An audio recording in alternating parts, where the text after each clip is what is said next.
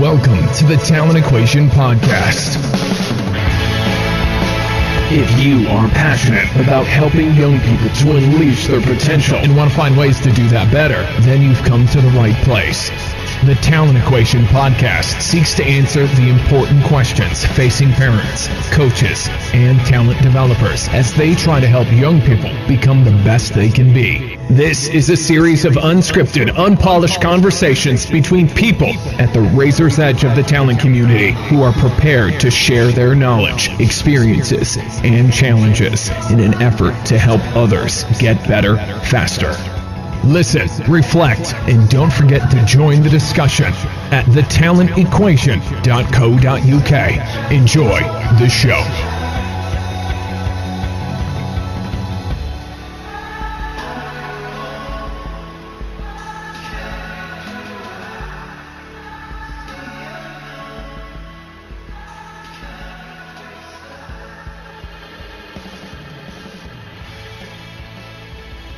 To welcome Mark Peters to the podcast. Mark, welcome.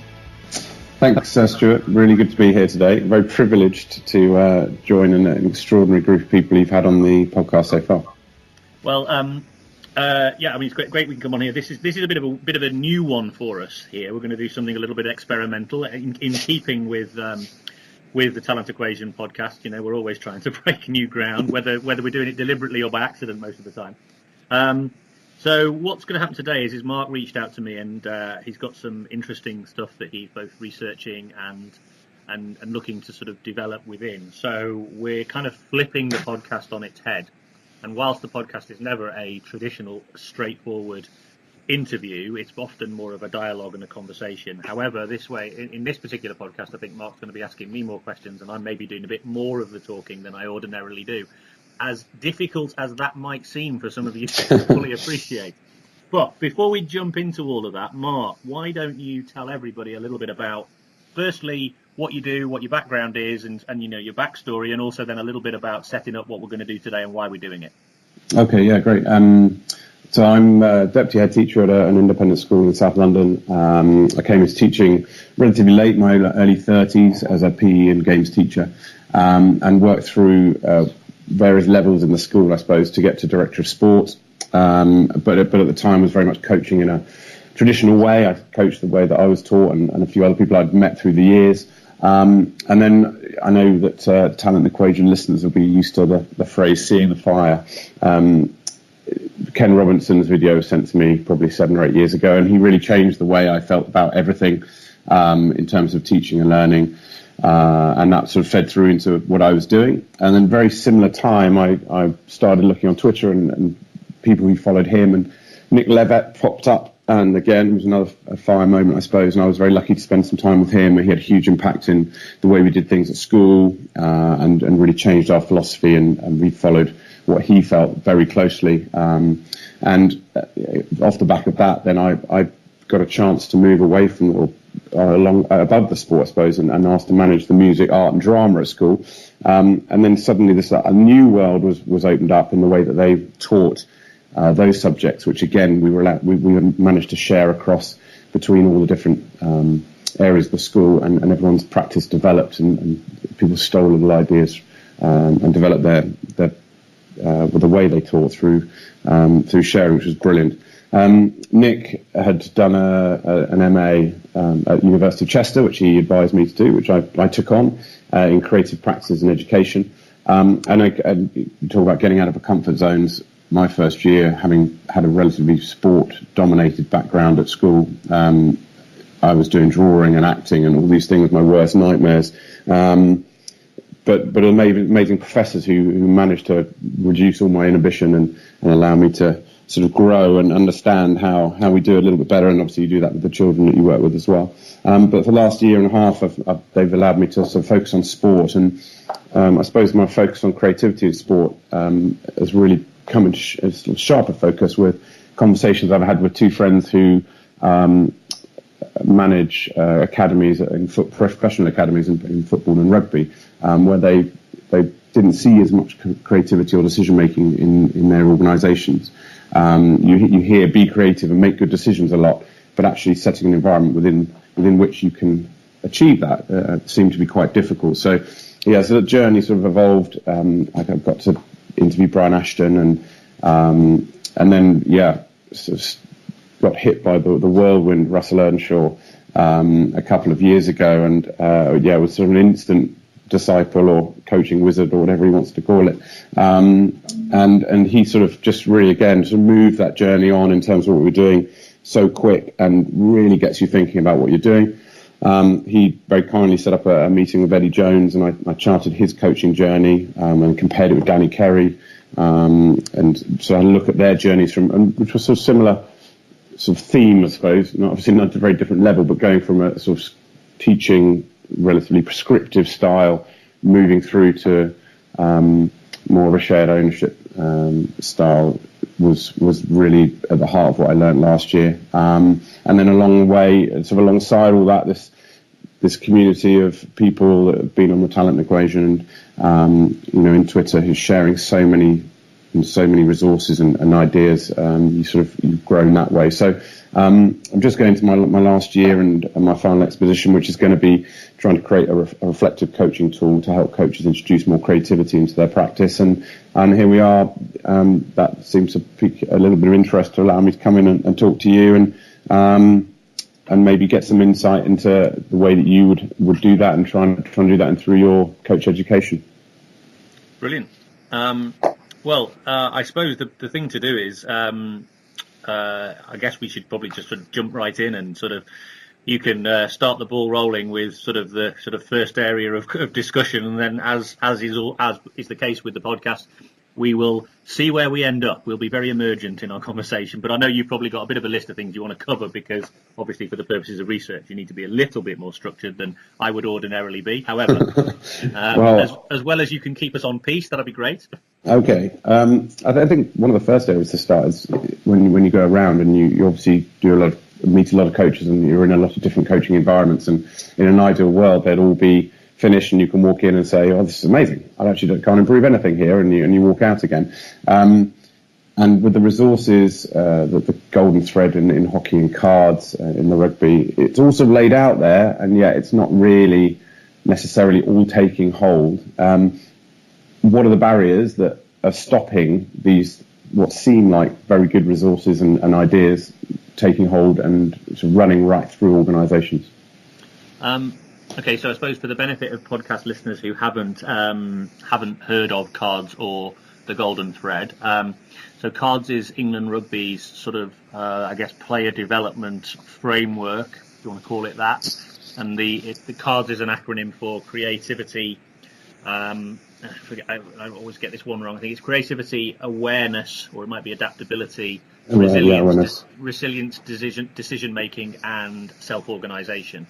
So their sort of player development themes and the way they want to educate and develop coaches is based around those sort of 5 kind of core principles of the type of player that they want the England or the English rugby player to become. In hockey, the golden thread, it's a slightly different thing actually. It's not modelled on what the ideal hockey player looks like, even though there is information around that. But the golden thread is really about saying what the ideal coaching session looks like. And what it says is that it should be fun. There should be lots of touches of the ball. There should be decisions to be made, constant decision making. There should be an element of stretch where possible. And I'm trying to remember the 5th one, which I always struggle with, but you got it right there. Look something like the game. That's it. It should look something like the game. And actually, there's often a debate, interestingly, about whether it should be looks something like the game or looks something like a game. Okay. And I know that sounds like a semantic difference, but it's quite an important one, because if you say it looks something like the game, then you automatically jump to doing things that look like a game of hockey, i.e., and so therefore people will probably just do a lot of small-sided games, which isn't a bad thing. I'm not saying it's a bad thing, but actually there is a lot more scope within when we do coach ed around how we would gamify our practice to be able to get people to do enough reps in a particular activity or a particular technique or skill, but without it being in isolation. So when we say something like a game, I use that as a reference point. Anyway, I've jumped off piste immediately. So the question is really around how do we use it, and what are the barriers that's stopping people from getting in the way? Well, I think one of the main barriers is actually a perception of what coaching is. Particularly kind of like the common held belief. I mean, if you ask most people who don't really know what coaching is or what goes into coaching or what is what's involved in the coaching activity, and there's an awful lot of people who really don't get coaching. It actually never ceases to amaze me. And what they think of is it's about telling people what to do. It's usually about somebody standing on the side of a pitch shouting instructions. So they think it's instruction. It's about instruction. It's about somebody with more knowledge imparting knowledge or sort of transmitting knowledge to somebody with less knowledge. And the assumption is that if you're given knowledge, new knowledge, so for example, don't do it that way, do it this way, that will magically transpose itself into skilled performance. And the flaw in that thinking is just absolutely gigantic. Yeah. However, it is a perception that is very, very difficult to break. So, of course, when somebody as a novice or somebody who has over years received that kind of instructional, transactional type coaching, they assume, again, it becomes a self-fulfilling prophecy. So they assume that that's what they should do as well. But also, because that's what's perceived to be coaching, when people are then coaching or in a coach, and they know that there are people out there watching and expect to receive a certain activity, if it doesn't tally up with an instructional model based on their perception of what coaching is, then it's like, well, no, that's wrong. That doesn't compute. Well, why aren't you doing what I asked you to do? And so you have this almost brilliant, almost perfect storm of, factors. And this is only one of them, by the way, that drive this activity, and it stems from this misperception of what coaching actually is as an activity. So would you say that some of the time someone will say at a club, oh, he's a great coach, and what a coach does and looks like can be completely unrelated to what a child has learned in a session? In terms of someone, he's got all the drills, and I know the sort of Nick Lovett's runways of analogy with all the cones everywhere, and the children are busy and they're going around everything. But actually, in terms of what you're trying to get the children to learn in terms of decision making and being able to take control on the field, have they actually done that? So the misconception of a parent, perhaps, of a great coach might not actually be true, because the children may not have learnt as much as they should do. And this is one of your biggest problems. So with what I do day to day, one of the things that I'm trying to do is to find a means by which we can evidence the impact of coaching on participant behaviour.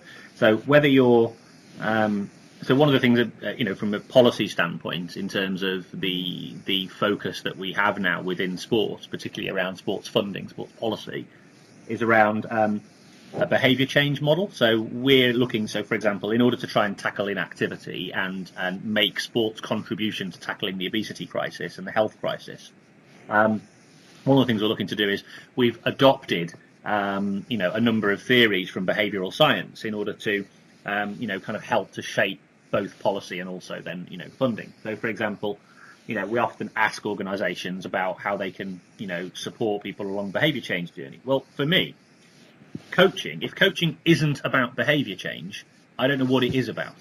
And so coaching has been at the centre of behaviour change for a long time. The problem is that it can't draw its causal link. It can't create, evidentially, a compelling enough argument to say that coaching helps with behaviour change over and above anything else. So, for example, I am coming back to the point eventually. For example, so if you take something like, say, smoking cessation, major health crisis around smoking. So what's the biggest thing, right, that kind of changes people's behaviour around smoking cessation? Well, so you've got one thing, you've got information, education, knowledge of what smoking does to you from your health, how bad for you it is, how bad for it is people around you, this, that, and the other. Well, that does absolutely nothing, more or less, because people's habits are pretty resilient when it comes to something like smoking.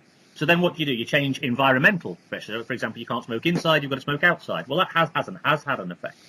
People are less likely to want to do that a little bit more.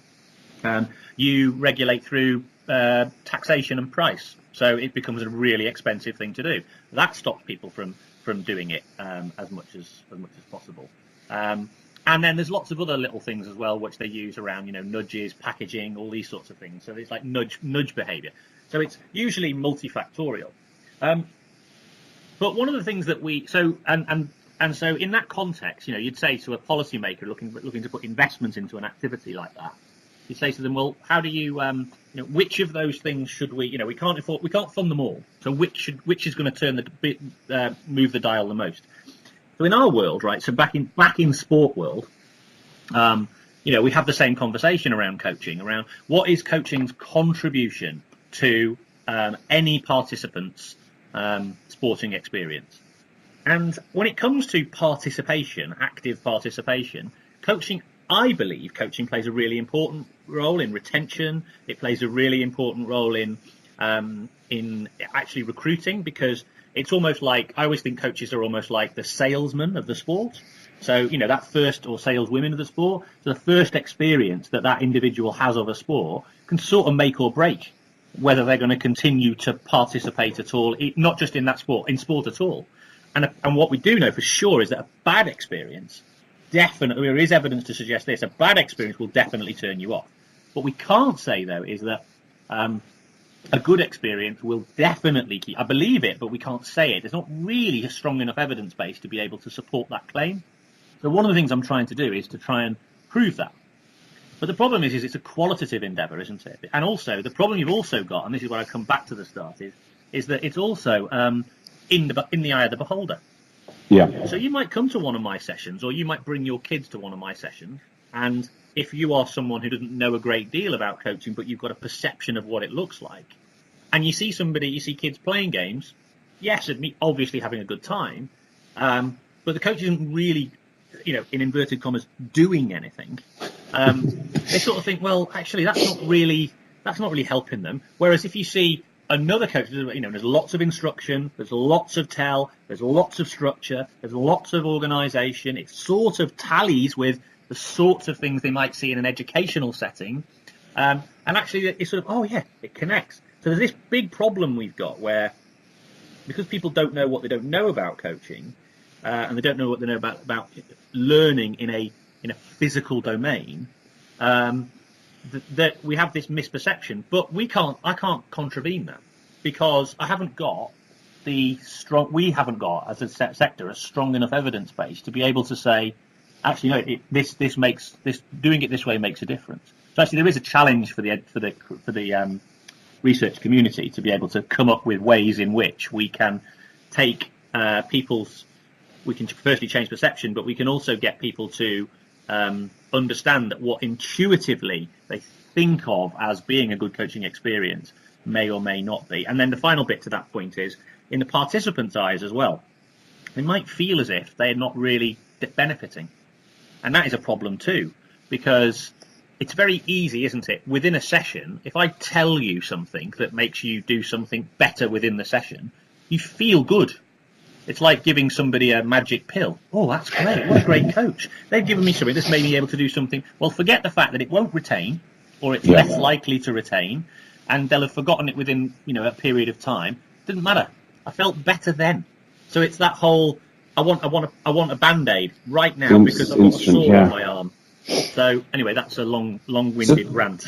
So measuring gets in the way, because at the moment, you can only measure certain things, or the things you can measure most easily often drive what happens out there. So that sense of, can we measure some of the things that we would hold dear in terms of the way the children learn? So there's that sort of awareness around them, their scanning, their organisation, they're taking on responsibility, their decision making, they're trying something new, they're taking risks. It's very difficult to measure compared to what we'd see, say, in fantasy football stats or Opta stats, which are very black and white, aren't they? So in terms of a coach looking to try and see whether he's successful traditionally, he'd be relying on those things that are always easy to measure. And it's actually the most skilled or the person with the most experience or understanding of the game that can allow them to create an environment within which what would look like just a game, they're picking up all of those things at the same time and assessing them themselves. But it's actually very difficult then to show that. Yeah, absolutely. And I think this issue about measurement is a major challenge, because often the things that are most easily measured are things that you can count. And we use, generally speaking, we're going to use, quantification approaches in order to measure things particularly when you're doing them on population scales. And, how do you measure people's perceived well-being? Yeah. Or their perception of self-efficacy? All those sorts of things beyond testimonial. But then again, even if you just get their testimonial, you still can't draw the causal link between the coaching intervention. Could be anything. Could just be they've had a good time, mates, being with friends. So I think this is obviously a major challenge. But I think the other bit as well is I think it's partially also because our measurement tools are clumsy, and they're used for different purposes. They're used for, let's take education as an example. I mean, what do we use to measure the success of a school? Exam results. But hang on a second. So that's the only way we're going to determine whether a school is doing well or not, is they get exam results. Well, what if you've just got a load of kids, who've got quite significant learning difficulties? Well, that's going to affect you. What if you've got a load of kids who've come from fairly socioeconomically deprived backgrounds, single parent families? Those sorts of factors, we know they play a role in educational attainment. So, I know these things in theory are allowed for, and I don't know enough about the educational world to be able to comment on it particularly well. It just has always struck me as odd, and I know Sir Ken Robinson would probably agree, that we're gonna that we use these sort of industrial revolution style measures or tools in order to measure human development in something that really shouldn't have that kind of measurement attached to it, because it actually then leads us into sort of negative behaviours or negative activities. And I think he would say it's very difficult to change that from top down. Yeah. And like your smoking example earlier, that was actually from ground up, where the people didn't want to be around, and it became a social stigma, and that then forced them to change policy at the top eventually. And I think it's been very difficult to change the way and the history and that sense of people always coaching like they would coach themselves. All of those sort of little barriers that get in the way, the winning, the teams, all those things that we would try and dissuade, certainly at younger age groups.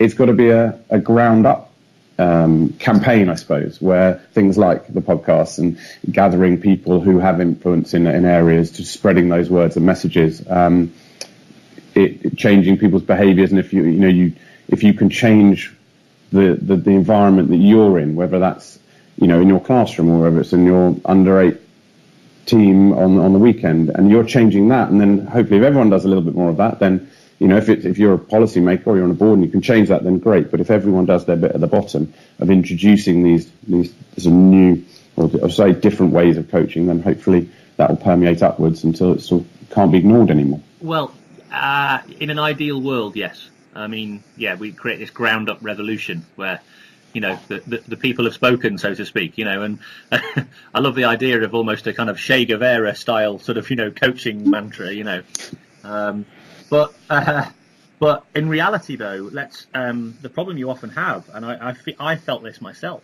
is a couple of things really, and it's a big part of the reason why the podcast exists as well, is to sort of tell people out there who intuitively feel that the direction we've been going in isn't quite right, to actually almost say, by the way, there's some other people out there who think the same as you, and there are a few people, fairly smart academics out there who are increasingly, providing us with evidence to suggest that we're in the right path.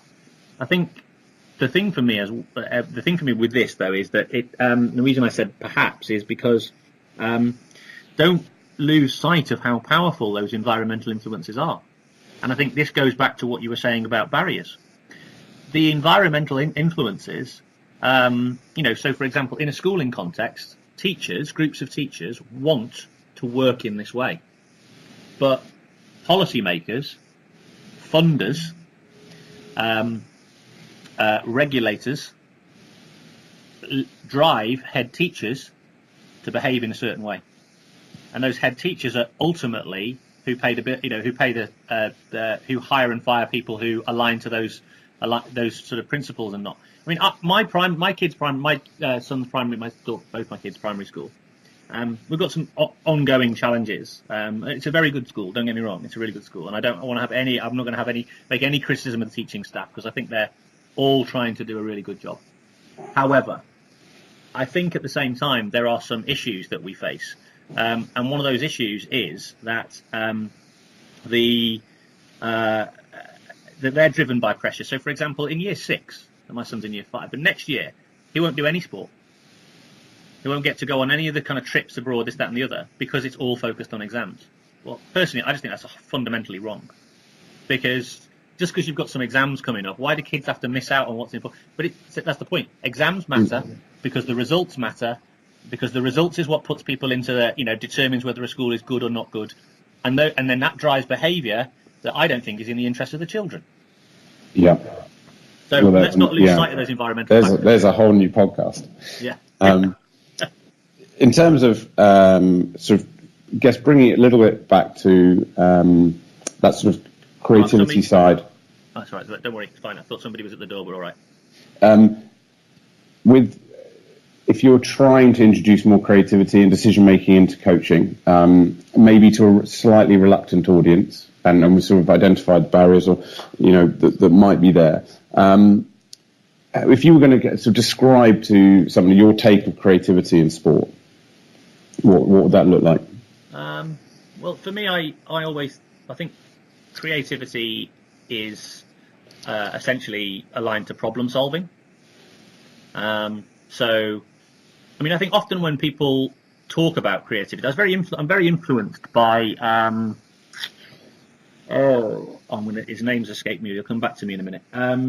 We're very influenced by some of the work around creativity and sort of understanding some of the arenas of it. And I think often when people think of creativity, they think of, great artists, for example, who come up with essentially novel ways of sort of viewing the world, Picasso, that kind of stuff, and that sort of, and it's kind of it's sort of breaking new ground, and it's, but I don't always think of creativity in those terms, and I don't even think those people think of creativity in those terms. So I tend to think of creativity not as flashes of genius or anything like that. I think of creativity more as just a sort of almost like a process of or a mindset of incrementally solving problems.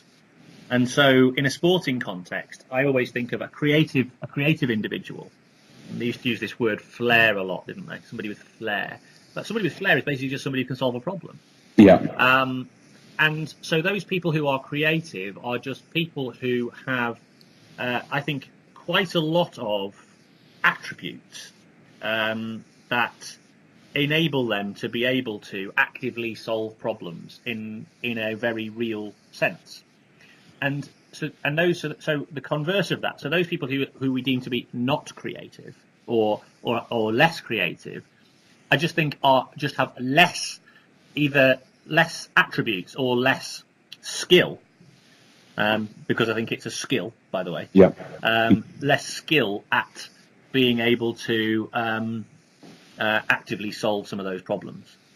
So, is it self-fulfilling in terms of in football? You'd probably associate creativity with a number 10, or maybe wingers, high numbers in rugby rather than low numbers, and therefore, once you're pigeonholed that early as a youth player, then the creativity sort of enhancing them a little bit more because they're given all the responsibility to make those decisions. And actually, if you're not in that area, then you're not going to really develop those skills. So you're almost ignored.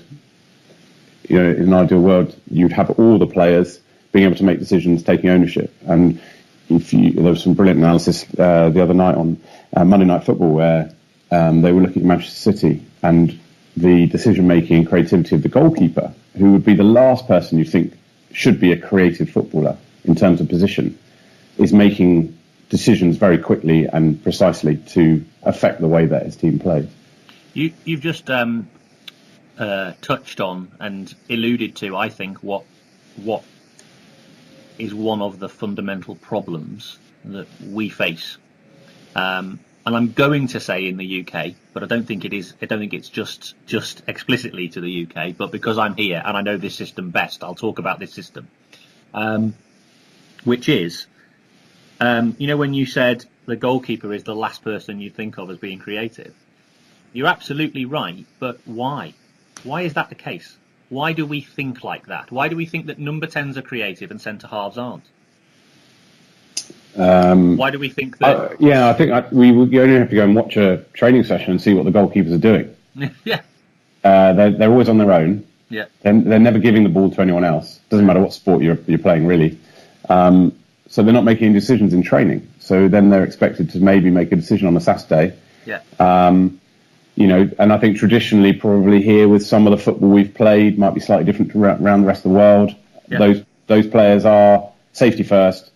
Rose Ed was shouted every 10 minutes whenever you watch football 20 years ago, and you'd like to think that might have changed a little bit over the last few years, with influence of perhaps other cultures and coaching methods that have come in that have given permission, I suppose, to allow players all over the field to try and develop that decision making and given responsibility to do it.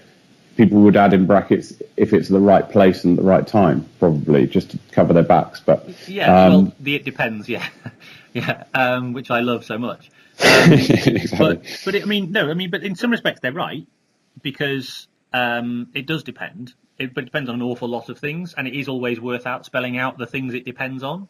So let's just take Rose Ed, right? So I was talking about those environmental influences on creativity. Well, there's one right there. Yeah. The whole stadium shouting, "Get rid of it!" And on a Saturday morning, the coach, the dads, the mums, everybody, "Get rid of it!" Now, that might be a good creative decision given a set of parameters for that individual, but it might not be. Yeah. And what's interesting is that, say, someone like Guardiola, so he wants a goalkeeper who has more, who has a broader range of. We keep talking. I hear the pundits talking about how that their goalkeeper, the City's goalkeeper, is he's the best passer in the team over distance. But we revel in that. We talk about that like it's something different, and it is. It is something different because it's not normally what people would ask them for, and we then go, we revere it. We treat it as something. It's like it's an abnormality. It's something different. Why? Shouldn't that be the norm? Yeah. Absolutely. Well, it depends. It depends on where you come from in your coaching methodology. So someone like Guardiola, for example, his entire philosophy and approach is that the game is asking you to solve a problem, or actually a range of problems. But one of the problems it's asking you to solve is a number of things. First and foremost, in its simplest form, it's getting you to try and stop the ball getting in that net and get it in the other one. Now, one of the ways you can do that, he knows, is that there's this really unique moment when there's a loss of possession where his team could gain an advantage. And so what he knows is that actually his framework for his players is, can you gain that advantage for us? Which is to turn, call that transition, to turn defending scenario into an attacking scenario as quickly as possible. So the goalkeeper or the centre half is therefore minded or given the idea or given the creative license, let's call it, to go, no, it's not necessarily about Rose Ed. What it might be about is, before we think about Rose Ed, there's someone over there, and if I can get the ball to them, we might be able to spring a counter-attack, and the risk of doing that and potentially losing possession is worth it, so now I'm going to do it. But they might have practiced it once or twice before they did it on a Saturday. And then what that environment looks like is what we perhaps could learn from. Yeah, or when you say practice, I would have suggested that they might have practiced it, but ideally, I think what they've done is they've explored that as a concept. So what they've done is they've explored when do we think there's an opportunity, and what are the sorts of things that we should look for and see, and when not. Now then you're asking players to make decisions, because you're asking them to be aware of when's the moment to spring that attack, when's the moment to just say, you know what, let's just get rid of this ball because actually there's too much risk involved. Now that's something we don't do a lot of, because we're too busy giving instructions, very clear, right, in a defensive scenario, there's high levels of risk of loss of possession, which could result in a goal. Therefore, let's get rid of the ball. We better not mention. What we do, because we don't want players to think. We want them just to act. Yeah. If you mention exit strategy, then Russell falls off his chair down in Bristol, apparently. That word exploring, it's for the players, but for the coach as well. And to have that sense of taking a risk as a coach in front of other coaches, in front of other parents, that actually you are going to explore these areas of doing something slightly different that might go wrong and it might look like a shambles, but that's all part of the plan. Yeah. How important is it to communicate that to the people watching, the players, everybody really around you, rather than just doing it and then it might go completely wrong and you change it and scrap it and go to something else, and what that might be interpreted by a misconception maybe by the people on the outside. That for me, I think, is probably one of the most important things that we must do as coaches, and it's one of the things that we do the least well, and I'll hold my own hand up to this. Mark Bennett taught me many things, but one of, I think, the most important things is probably the simplest piece of advice I think you could ever receive, which is to sell the why. So, very linked to Simon Sinek's work around start with why. Any leader should be great at selling the why, because it's the why that people buy into, and we don't do it. So, and I think of, a lot of coaches actually particularly in the world of football, talk to me or contact me saying they're dealing with difficult they've got difficult parental pressure. They've got, quite often, you see it now. So the coaches are on one side of the pitch, the parents are on the other side. There's other barriers. There are physical barriers in the way. I've heard lots of coaches talk about how they want them over there. And I actually, that just makes it worse. Yeah. And so the more we try and keep parents away from us, the worse our lives are going to be. And actually selling the why, I think, is essential. The reason being is that they're emotionally invested in their child's development. And they deserve to understand why we're taking this approach. Yeah. But the other important reason as well is I don't think it's important to sell the why for the children. And the reason for that is because they're driven by these environmental influences. They don't know that, losing is bad. It actually is really good for you to develop. And you can learn a lot from the process of that. And actually it's worth it sometimes, because it gives us an opportunity to explore when is the right time, when is the wrong time, or when is a better time, when is a less appropriate time. And I'll give you a really simple example. So my team of under 10s, they are trying to operate where space is.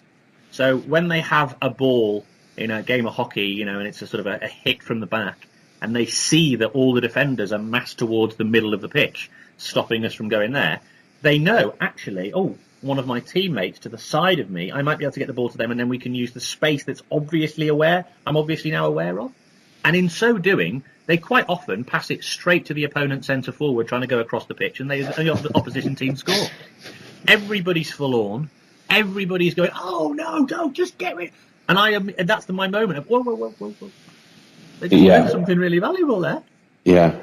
Now, would you then explain, as part of your communication, separating the decision and the execution of that player, so that perhaps they might hear after making a mistake, but the decision was right from another teammate, great try, or right idea, or whatever it is, just to foster that sense of exploration and bravery and risk, so that actually they will try it again, because they might never try that pass again, but actually it was the right pass to make, but they're 9 and they got it wrong because they've never tried it before. Yeah, so often, and you definitely need to separate the two things out, the intent from the action. So the execution might have been poor. Had they executed it better, it would have worked really well, and we'd have gone off and go down the other end of the field. Or, given the limitations of their technical ability to execute, maybe there's an alternative. But the point being is that just because it didn't, we ascribe failure or poor execution to a wrong decision. Now, for me, you've got me on something now, because this is an absolutely massive thing in coaching. I say this a lot. Is there such a thing as a wrong decision? Is there such a thing as a right decision? I don't think there is. I think there are decisions. Some decisions end up with a positive outcome. Some decisions end up with a less than positive outcome. What's important is to understand the process of making the decision, because it might be that in the process of making the decision, there's a misstep which led to the poor outcome, and that's what you want to resolve as a coach, don't you? But actually, if everything procedurally was ideal, so parameters, yes, I saw this, I saw that, and then the flipping opponent did something that I just didn't expect, well, that's not a bad decision. That's actually a great decision. It's just that the opponents had kind of worked it out. And that's just the vagaries of the activity, isn't it? So I don't think we can view decision-making linked to outcome. And this is a massive flaw. So, you hear it all the time with coaching as well. Oh, that's a big decision for the coach to make. Big decision. If this doesn't come off, Well, no, it's a decision. Yeah. And putting it in perspective.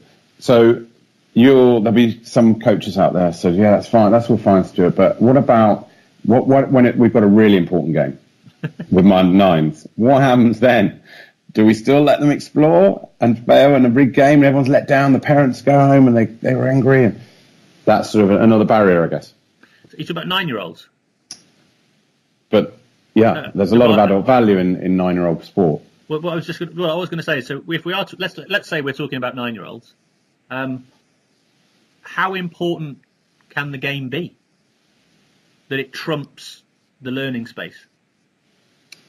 I think adults probably should be able to cope with that message better than the children sometimes. I mean, you only have to walk into a playground and watch playground football. Nothing else matters for that 15, 20 minutes. It's the most competitive, brilliant learning environment, and it means a lot. But you don't see many rosettes in those games, do you? You don't see any rosettes in those games. Because the consequences of failure are less. There's no environmental pressure. There aren't many medals in the playground to give out. That might help. Or league points. Semi-finals. So actually, I think environments are key. So I suppose I'm just being naughty really, but what I'm alluding to is, as a coach, that I'm very passionate about learning, I'm very passionate about problem solving, and I'm very passionate about creativity and decision making and all these things, which I think are really importantly and they're very interlinked. As a coach, I want my environment as much as possible to place emphasis there. So the emphasis is on the process. The emphasis is on the developmental experience and the learning and all those sorts of things. And a massive, huge part of the learning process is the mistake element. Or, sorry, I've used the wrong language already. Not mistakes, but understanding consequences of action is a better way of describing it. And that's important, whether they're negative consequences or positive consequences.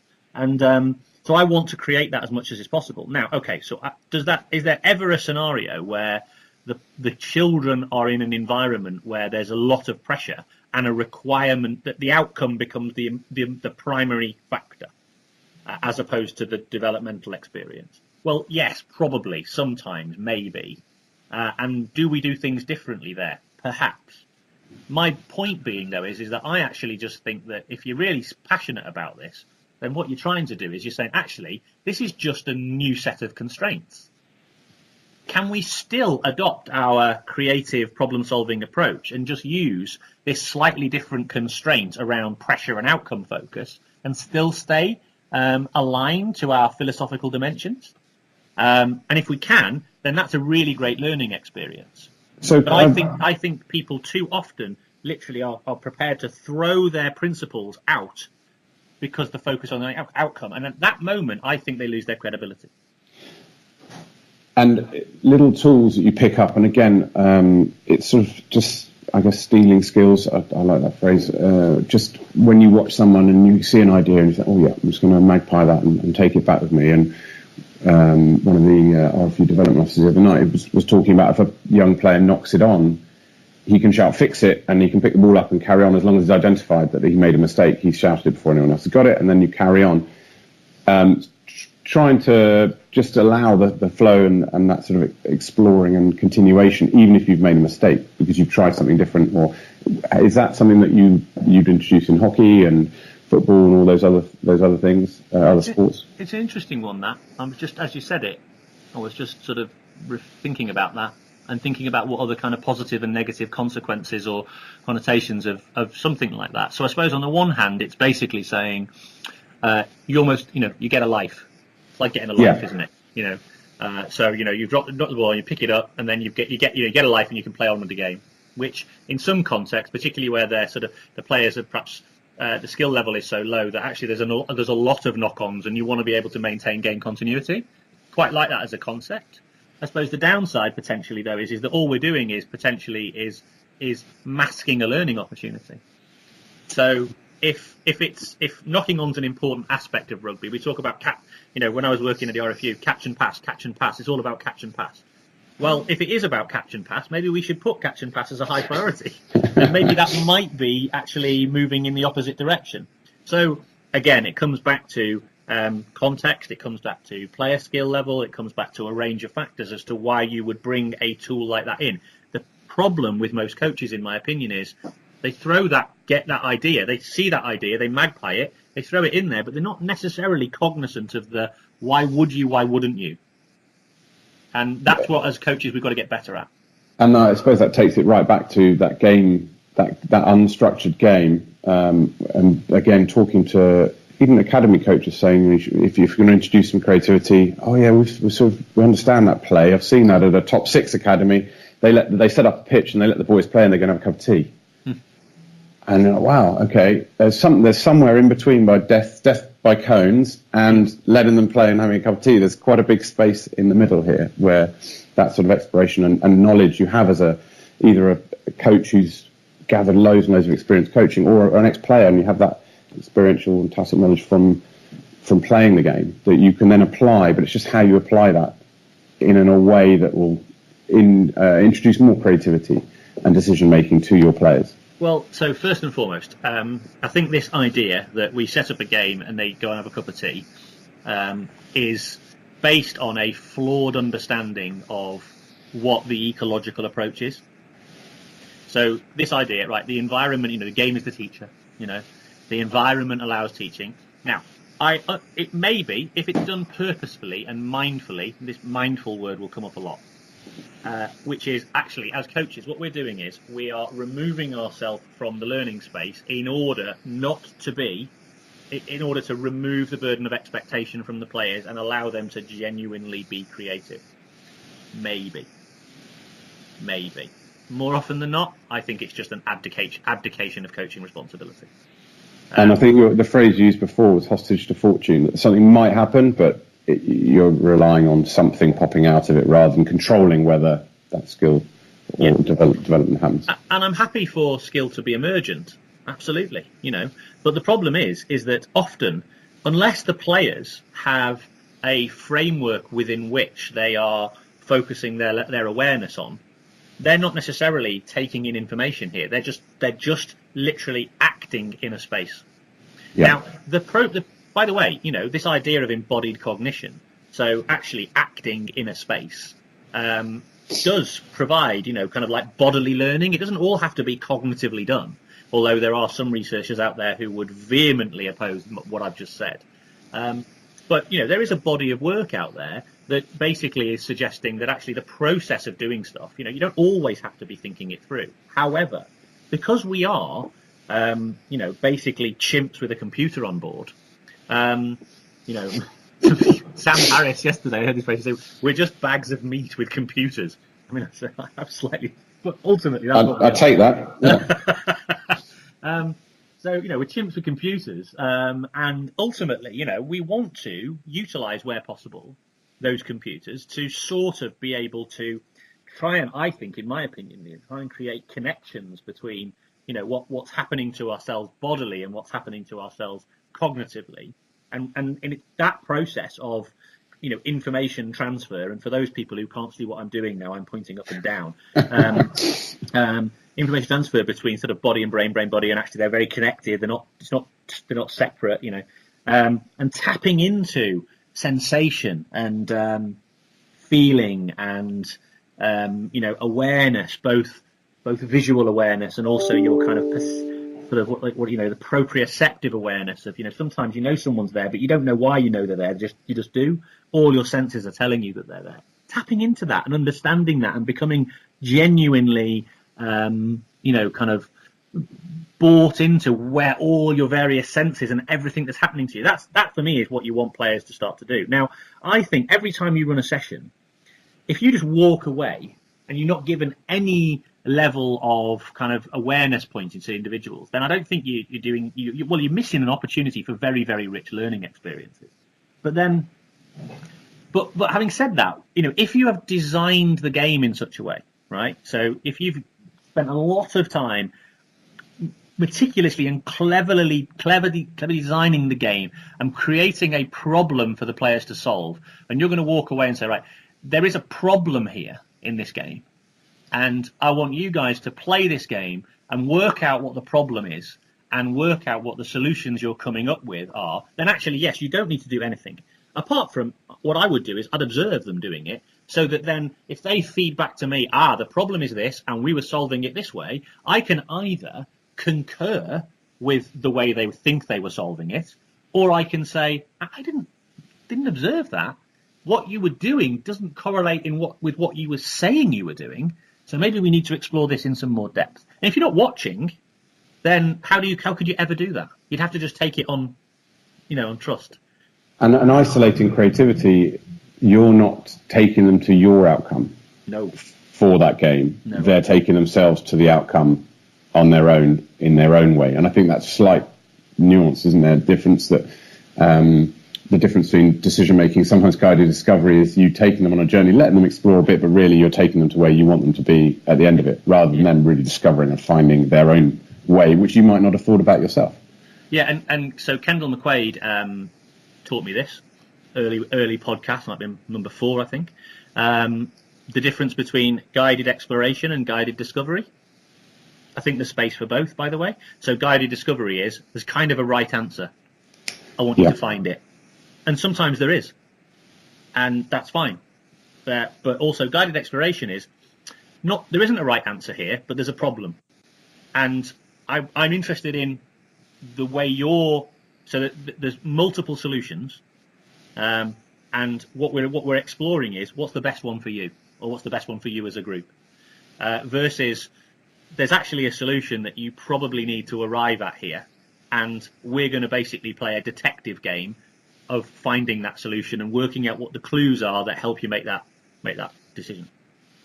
And once you've found that solution, I suppose if it's your own, then how that fits into the team is sometimes more of a challenge. Once that's sort of emerged, I suppose, and going back to your initial thought of flair, and I think slight misconception that flair players are the only creative players. So you look at what you'd have as flair players, the Wilfried Zaha, something like that at the moment, is a huge, amazing talent on the ball and his flair. And often you hear a commentator, well, the defenders haven't got a chance because he's got no idea what he's doing. So how do they know? And actually you think, well, he does, but actually he might be so unpredictable. How does the centre forward know what he's going to do next? Maybe not. And then how you manage that as a coach of incorporating maybe a creative solution, but then fitting it into the whole team dynamic is another problem to overcome, I suppose. Yes, and so you made me think of that's actually often what people is an issue. Is the problem that the centre forward doesn't know what Wilfried Zaha is going to do, or is the problem that the centre forward doesn't know what Wilfried Zaha is going to do? Yeah. So, for example, if the way we were exploring and developing, so Wilfried Zaha just has a particular way of solving problems, or a particular way of looking at the problem and working out the solution. And some of that might be to do with his environmental upbringing. It might be to do with the way he, who he played football with, where he grew up, this, that, and the other. It might also be part of his hardwiring. It might just be the way his hardware, his software works, just the way his brain works. And it might be that your centre forward, their brain doesn't work this way. Now, but But that's not to say that their brain couldn't work that way, because what we don't know enough about, again, scientifically, is how much is this purely just a factor of our genetic makeup, and that's why. So Wilfred's brain works this way, and he's just unique, and therefore other people most of us don't work that way. Or is it a process of development? Well, I heard a really, really great phrase yesterday from an evolutionary biologist. This was again on Sam Harris's podcast, and he said that the difference between human beings and animals is we are far more affected by nurture than any other animal. So most other animals are much more driven by genome. Okay. We're actually driven far more by environment than we are by genome, and which is one of the reasons for our superiority and our progress. But it's not to say that there isn't an interaction between the two. Of course there is. What they're saying, though, is that because we know we are problem-solving machines, we are learning machines, we are continuously progressing as a nation, and are by the way, and just for a little bit of sobering information here, highly likely to destroy ourselves as a result of that. However, while we're still here and we're playing sport, and so because we know that, I think it's incumbent upon us to help that number 10 have a decision-making creative process that's aligned or beginning to tap into the way Wilfred Zaha sees the world, as opposed to the idea of you stand there and wait for Wilf to whip it in. Yeah, absolutely. You know what I mean? Which is that's just for me not what we should be doing. We are trying to trying to think of the phrase. You mentioned it earlier. So sometimes there's a technical development. Yeah, so you develop a solution individually. Sometimes you develop a solution collectively. So it might be a tactical solution. Yeah. Or it might be a technical solution that aligns to a tactical framework that you are working within. So actually, you're creating that collective cohesion or that collective sense around the way we might solve certain problems. Then you start to begin to develop genuine team understanding and team problem solving. And then what Wilfred does is no longer unique; it's actually expected.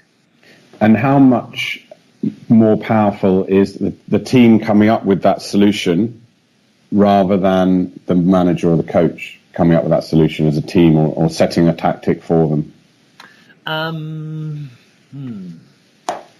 Well, so I would instinctively say, intuitively I would say, and I believe that some of the research around self-determination theory, and also some of the research around sort of experiential learning in particular, would suggest that solving a problem yourself, either with some guidance or just purely by pure chance, trial and error, has big impacts on retention.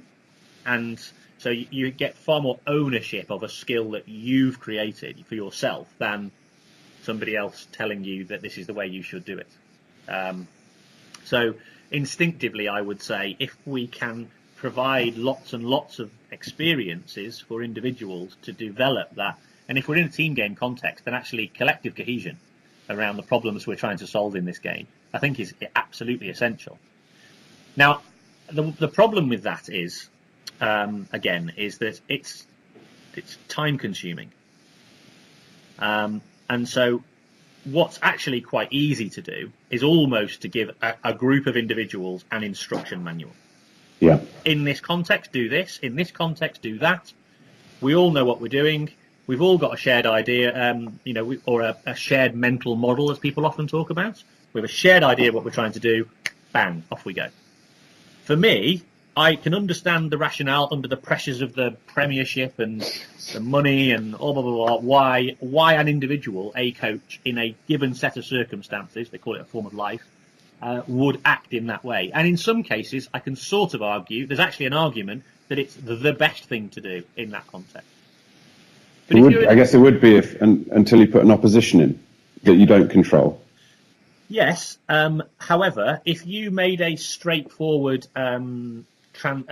economic decision that's basically, if we do this, the likelihood of our success is higher than it is to fail. We're probably not going to win anything, but we're going to survive. Then you just go, and given a set of parameters around player ability and this, that, and the other, you just go, this is the best thing for me to do. It's a pragmatic decision.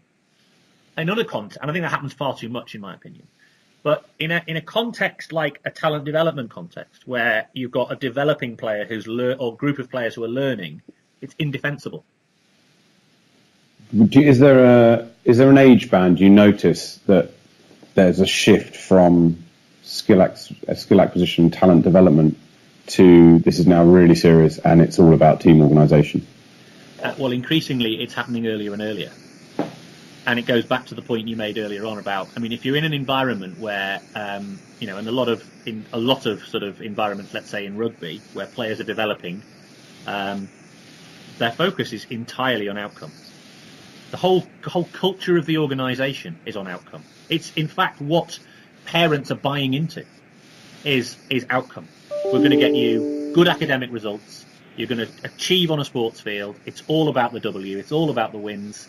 And when you've got that level of emphasis, you are basically saying to young people, and it will drive behaviour, coaching behaviour, that is focused on the best way to achieve an outcome.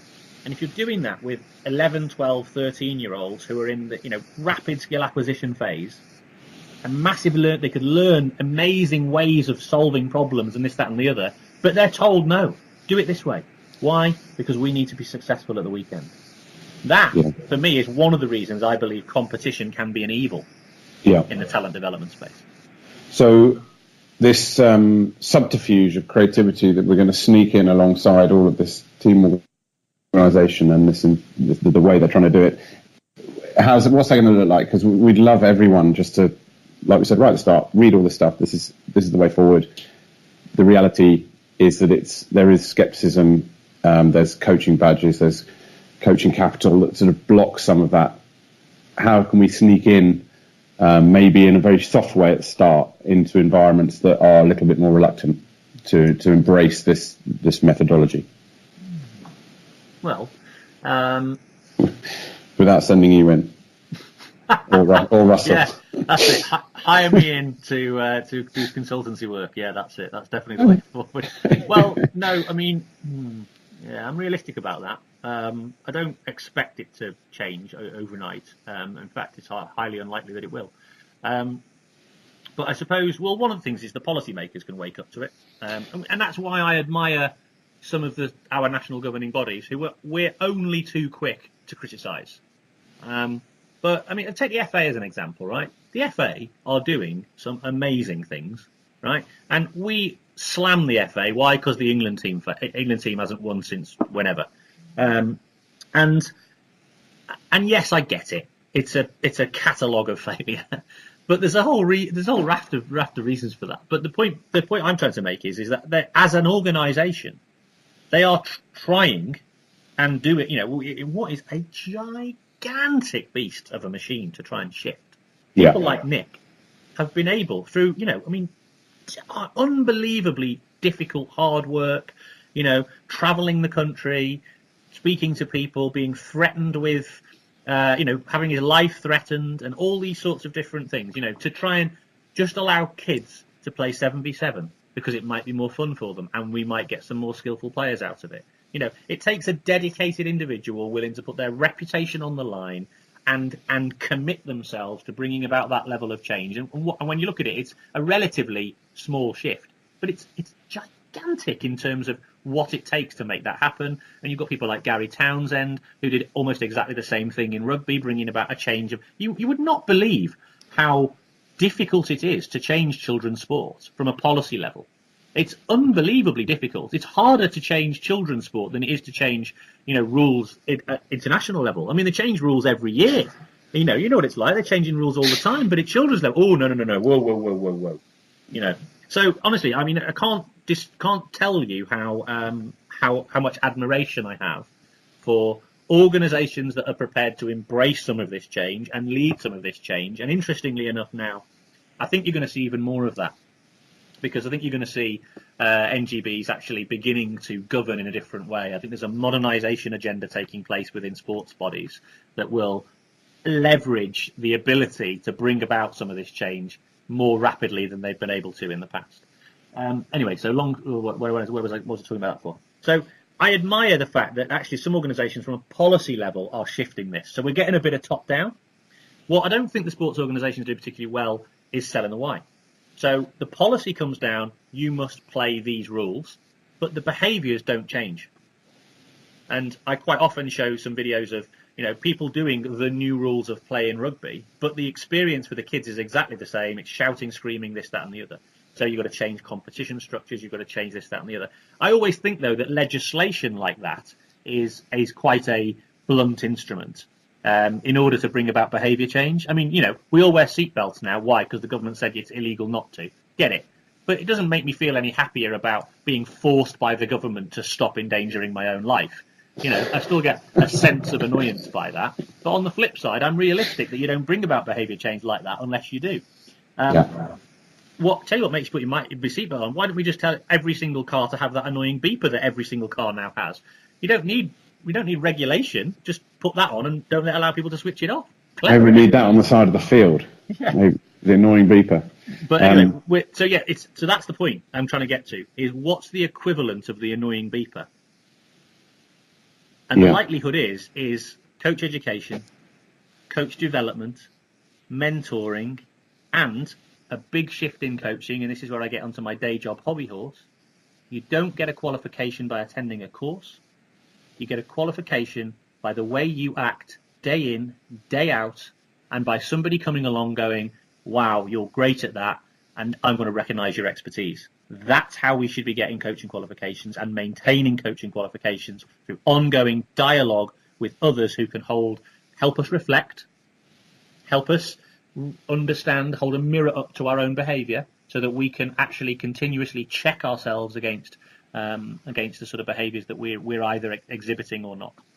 And that would be that shift that you've spoken before, I think, with Mark Bennett, from leisure to performance coaches, who that sense of that progression and that journey that goes forward, and that excellence that you're striving for all of the time.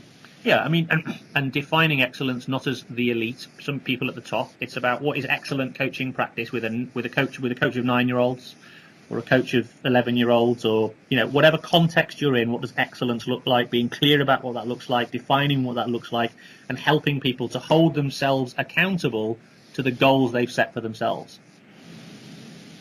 Perfect, yeah. And I suppose for every coach out there who's a little cog in their machine at their club or their age group, that they can introduce little bits of excellence, maybe alongside some mediocrity that's going on already, and then that hopefully will filter through, and people will see what they're trying to do. You make a good point.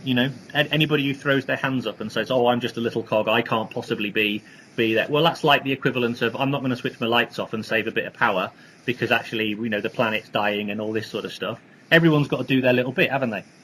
Yeah, absolutely. And if we all do a little bit, hopefully we'll get to the right place. Yeah. That sounds to me like we've reached a fairly nice, natural conclusion. Has that given you kind of enough? Have I ranted enough at you? Absolutely. It's just a starter, really. But yes, thank you so much for the opportunity. And I look forward to continuing listening to all the amazing people you get on your podcast and the fighting the good fight. And I think we'll definitely get there. Well, you're an excellent interviewer. I think maybe I should get you to be the host of the Talent Equation podcast on a bit more often. Actually, I'd love to come back. Love to come back. So there you have it. Thank you, Mark, for coming on the podcast and allowing me to have a good old rant and talk about the way we can go about creating opportunities for young people to solve problems, be creative, all those sorts of things. I really enjoyed it. It was really nice to do it the other way around, and a bit of a different way of doing it. Hope you enjoyed. Just another quick plea, just to say, those of you who are enjoying this podcast, it obviously costs a little bit to make it work. So head over to the website, talentequation.co.uk. You'll see a little button on the top there, and it's where I've got my Patreon account. And if any of you want to buy me the equivalent of a cup of coffee or thereabouts, I'm much appreciative. And I'll be giving a big fist bump out to those people who decide that they do want to take that. In the meantime, have a great couple of weeks in your world of coaching, and I'll see you again in a week's time. Bye bye.